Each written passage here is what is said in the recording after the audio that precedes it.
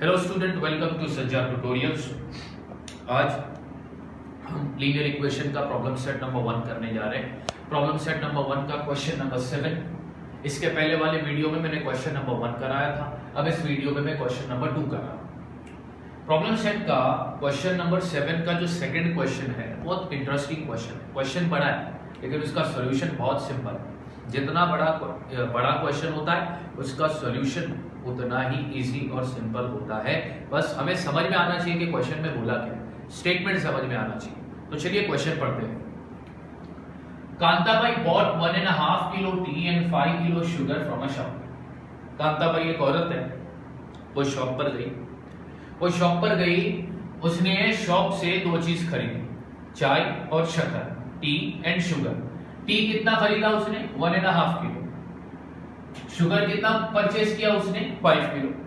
ठीक है, अब उसने खरीद कर वो उड़ के घर पे नहीं आई, वो रिक्शा में बैठी और रिक्शा से फिर अपने घर पर आई। तो उसने रिक्शा वाले को she paid ₹50 as return fare for rickshaw. उसने रिक्शा वाले को कितना भाड़ा दिया? 50 रुपया दिया। Total expense was ₹700। पूरा खर्चा यानी रिक्शा भाड़ा को मिलाकर, चाय का, शक्कर का और रिक्शा भाड़ा को मिलाकर पूरा खर्चा जो है वो कितना रुपया हुआ? 700 रुपीज। ये तुम्हारा पहला कंडीशन है। अब आगे सुनो। बाद में उसको रात में सपना आया और सपने में उसको यह आया कि अगर वो वही चीज शक्कर और चाय पत्ती अगर वो ऑनलाइन खरीदेगी तो उसको फ्री होम डिलीवरी मिलेगा, उसकी रिक्शा का आने जाने का भाड़ा बच जाएगा और उतने ही पैसे में, उतने ही रुपए में उसको उतना किलो शक्कर और चाय पत्ती मिलेगी। ये उसने रियलाइज किया जो यहां पर दिया हुआ है। Then she realized that by ordering online the goods can be bought with free home delivery at the same price। उसी कीमत पर, अब जिस कीमत पर उसने दुकान में जाकर शक्कर और चाय पत्ती खरीदी है, उसी कीमत पर उसे ऑनलाइन पे भी वही शक्कर और वही चाय पत्ती मिलेगी, प्राइस सेम रहेगा। बचेगा क्या? उसका आने जाने का भाड़ा, ऑटो फेयर। क्योंकि ऑनलाइन अगर वो ऑर्डर कर रही है तो ऑनलाइन वाले उसको फ्री होम डिलीवरी दे देंगे, उससे कोई चार्ज नहीं लेंगे। सो नेक्स्ट मंथ, तो इसलिए उसने अगले महीने में क्या किया?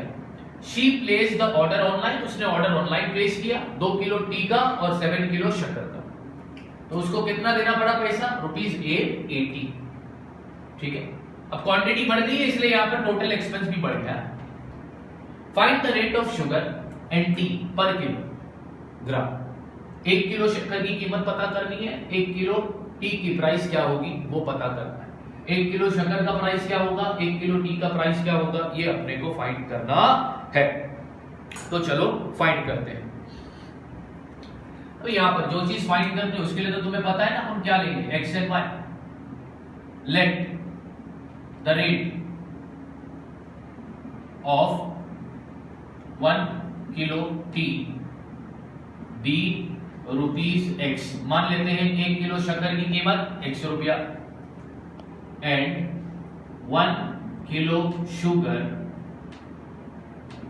बी ₹Y, और 1 किलो शक्कर की कीमत कितनी? Y rupees.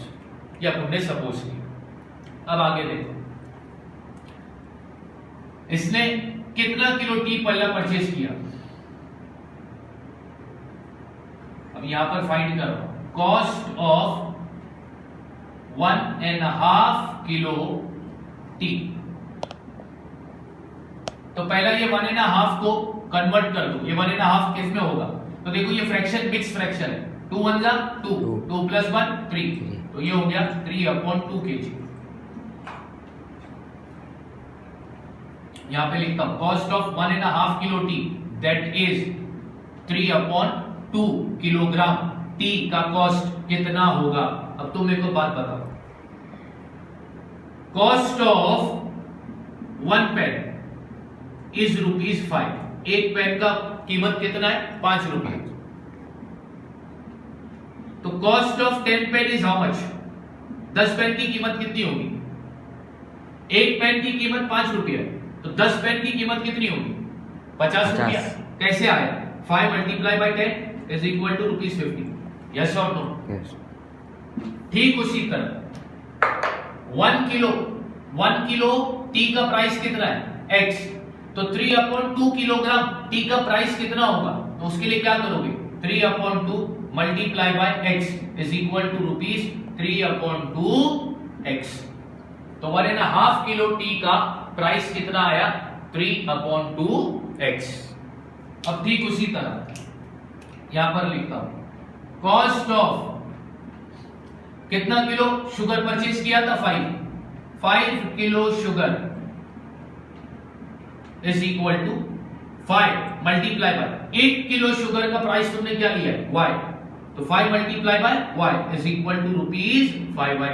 तो 5 किलो शक्कर की कीमत कितनी आई? 5y। क्लियर है? अब इसका टोटल एक्सपेंस कितना हुआ? 700। अच्छा, यहां पर रिक्शा फेयर भी है,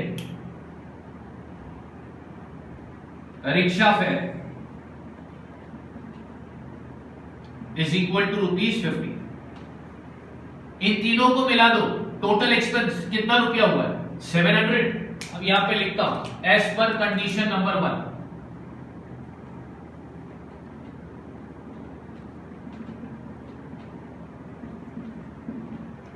तीनों को मिला दो तो टोटल एक्सपेंस कितना होता है? 700, यानी कि 3/2x plus 5y plus 50 is equal to 700।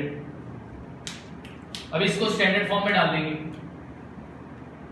तो 3/2x प्लस 5y, वेरिएबल वाला टर्म लेफ्ट हैंड साइड पे रहेगा और constant term right hand side में जाएगा। तो जब ये constant term right hand side पर जाएगा तो प्लस से उसकी साइड क्या होगी? माइनस। तो ये क्या आएगा? 3/2x plus 5y is equal to 650। अभी भी ये लीनियर इक्वेशन नहीं बना।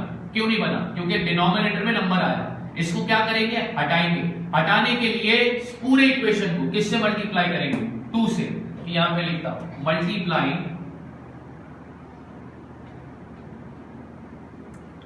Through out by 2। तो मल्टीप्लाई करो तो क्या आएगा? 2 कट जाएगा तो इधर बचेगा 3x प्लस 2 को 5 से मल्टीप्लाई करोगे तो ये हो जाएगा 10y इक्वल 650 को 2 से मल्टीप्लाई करोगे तो ये हो जाएगा 1300। ये बन गया मेरा इक्वेशन नंबर 1। यानी फर्स्ट कंडीशन से इक्वेशन नंबर 1 मिल गया। ठीक है। जब उसने ऑनलाइन ऑर्डर किया तो ऑनलाइन उसने कितना किलो टी ऑर्डर किया? 2 किलो। और शुगर कितना किलो? 7 किलोग्राम। अब यहां पे लिखता हूं, cost of 2 kilogram tea is equal to 2 multiply by x, ₹2x। फिर आगे लिखता हूं, cost of 7 kilogram sugar, 7 kilogram शक्कर की कीमत कितनी होगी? तो 7 into y is equal to ₹7y। ये कैसे आया? समझ में आया ना?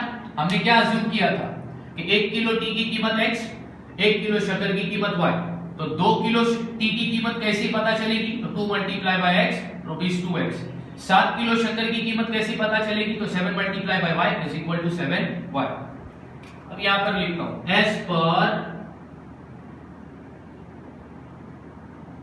Condition number 2। अब टोटल एक्सपेंस उसका कितना हुआ? 880। यहां पर 2x plus 7y is equal to 880। ये बन गया उसका इक्वेशन नंबर 2। अब दो इक्वेशन अपने पास आ गए। ये रहा इक्वेशन नंबर 1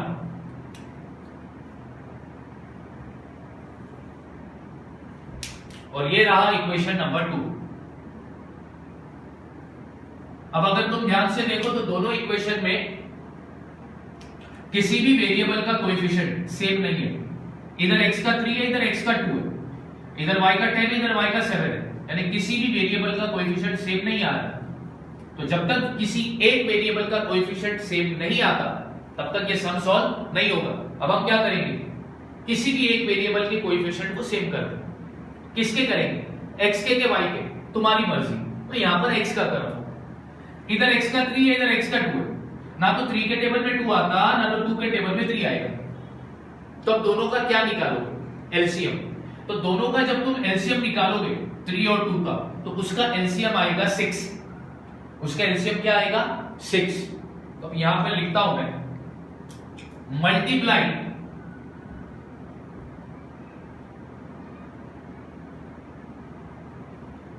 अच्छा, अब ये दोनों की कोएफिशिएंट को सेव करने के लिए तुम या तो इनका एलसीएम निकालो, या तो उनको दूसरे तरीके से डायरेक्ट भी मल्टीप्लाई कर सकते हैं। कैसे, वो मैं बता रहा हूं। Multiply equation number 1 by equation number 1 को 2 से मल्टीप्लाई कर दो, तो 3 2 सा क्या हो गया? 6 आ गया। एंड इक्वेशन नंबर 2 बाय, और इक्वेशन नंबर 2 को किससे मल्टीप्लाई करोगे? 3 से। 3 2 सा क्या आ गया? 6 आ गया। इक्वेशन 1 को ये 2 से मल्टीप्लाई करूंगा, इक्वेशन 2 को ये 3 से मल्टीप्लाई करूंगा, क्योंकि हम x का कोएफिशिएंट सेव करने जा रहे हैं। तो देखते हैं अब क्या मिलता है। ध्यान देना बच्चों, इक्वेशन 1 को किससे मल्टीप्लाई करना है? 2 से। 2 3 सा 6 प्लस 2 10 सा 20 इक्वल, फिर 1300 को 2 से मल्टीप्लाई करोगे तो ये क्या आएगा? 2600। ये हो गया तुम्हारा इक्वेशन नंबर 3। इक्वेशन नंबर 2 को किससे मल्टीप्लाई करने जा रहे हो? 3 से। तो 3 2 सा 6 प्लस 3 7 सा 21 इक्वल, और 880 को भी 3 से मल्टीप्लाई कर दो, तो 3 0 सा 0, 3 8 सा 24, 3 8 सा 24 प्लस 2 26, तो ये आ गया 2640। ये बन गया मेरा इक्वेशन नंबर 4। अब दोनों इक्वेशन में किस वेरिएबल का कोएफिशिएंट सेम है? x का, और x की साइन क्या है? दोनों इस तरह साइन प्लस है, तो जब साइन सेम होती है तो इक्वेशन को क्या किया जाता है? सबट्रैक्ट। तो यहां पे लिखता हूं subtracting equation number 3 and 4। Subtract करने का बच्चों मैंने रूल क्या बताया? हमेशा नीचे वाले इक्वेशन की साइन चेंज कर देना। साइन चेंज करो, इसकी प्लस से होगी माइनस, प्लस से माइनस, प्लस से माइनस, तो ये तो गया। अब 21 में से 20 माइनस कर दोगे तो बचेगा 1, यानी y। बड़ा नंबर 21 है, उसकी साइन माइनस है, तो माइनस की साइन डाल दिया इक्वल। 2600 में से 2640 निकालो, या 2640 में से 2600 माइनस कर दोगे तो कितना बचेगा? 40। बड़ा नंबर ये है, इसकी साइन माइनस, तो यहां पर भी माइनस। अब दोनों तरफ माइनस की साइन है, तो ये कट हो गया। देयरफॉर y की वैल्यू मेरे को क्या मिली? 40। अब किसकी वैल्यू फाइंड करना है? x की वैल्यू। x की वैल्यू फाइंड करने के लिए क्या करोगे? सब्स्टिट्यूट। यहां पे लिखता हूं substituting y is equal to 40 in equation number. कौन से इक्वेशन में सब्स्टिट्यूट करोगे? कितने इक्वेशन है तुम्हारे पास? 1 2 3 4, 4 इक्वेशन है तुम्हारे पास, किसी में भी डाल दो। तो किस में डालते हो? 1 में डाल देते हैं। तो इक्वेशन नंबर 1 में डाल दिया और y की वैल्यू, ये रहा इक्वेशन नंबर 1। तो 3x का 3x प्लस का प्लस 10, नंबर अल्फाबेट के बीच में मल्टीप्लाई की साइन। y की वैल्यू क्या है? 40 इज इक्वल टू 1300।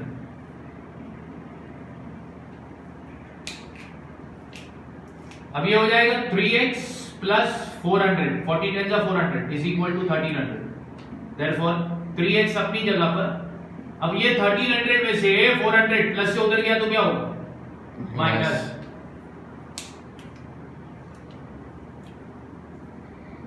देखो 3x is equal to how much? अब 1300 में से 400 निकालो, कितना बचता है? 900।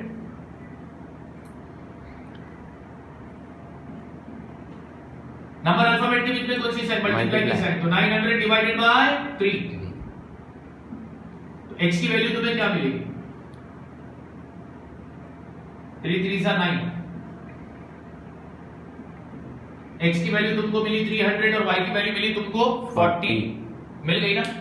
यस और नो? हाँ मिल गई। अब लिख दो, तुमने 1 किलो टी का प्राइस क्या सपोज किया था? x। अब यहां पे लिखो therefore cost of 1 kilo T is ₹300 and cost of 1 kilo sugar is ₹40। तो तुम्हें 1 किलो टी और 1 किलो शुगर का प्राइस पता करना था, तुमने प्राइस ढूंढकर बता दिया। इस तरह बच्चों करना था ये क्वेश्चन नंबर 7 का सेकंड वर्ड प्रॉब्लम। अब ये पहले अटेम्प्ट में तुम्हें समझ में आएगा, फिर तुम अगर इसको बार बार प्रैक्टिस नहीं करोगे ना बच्चों तो भूल जाओगे। तो इसको बार बार प्रैक्टिस करते रहना, ठीक है? Thank you so much.